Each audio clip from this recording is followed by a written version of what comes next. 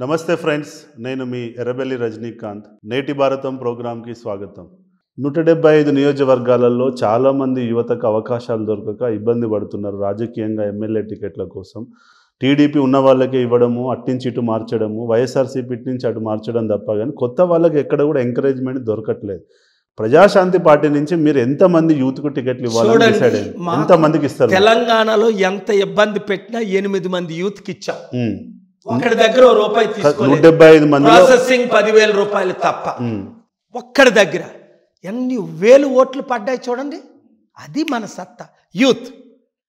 ఇంకా Congress party అంటారేట్రా, YSRCP party అంటారు, TDP. మనకి ఎందుకు ఈ పార్టీలు నేను వచ్చిన తర్వాత? ఒకప్పుడు అంటే 2019లో అరే ఎలక్షన్స్ ముందు వచ్చారని. మరి 2019 నుంచి మీ దగ్గరే ఉన్నాను కదా, మీ మధ్యనే ఉన్నాను కదా, 5 సంవత్సరాలు మీ ఊర్లో తిరుగుతున్నాను కదా, మీ నియోజకవర్గాల్లో వస్తున్నాను కదా, ప్రతి గ్రామం రావడానికి నేను రెడీ అయిపోయాను కదా. మరి ఇంక మీకు అనుమానం ఏంటి? ఇది రియల్ కేఎఫ్ రా బాబు, మీరు నన్ను చూస్తుంది. సో మీరు యూత్కు టికెట్లు ఇస్తాంటారు. రండి, మహిళలు రండి, యూత్ రండి, బీసీలు రండి, ముస్లిమ్స్ రండి, క్రిస్టియన్స్ రండి, పాస్టర్స్ రండి, నిలబడండి, సత్తా చూపించండి. 10,000 మంది యూత్తో మీ ఊర్లో నేను వస్తున్నానని హ్యాండ్ బిల్ పంచేయండి, వచ్చేస్తారు జనాలు. మీటింగ్ పెట్టుకోండి.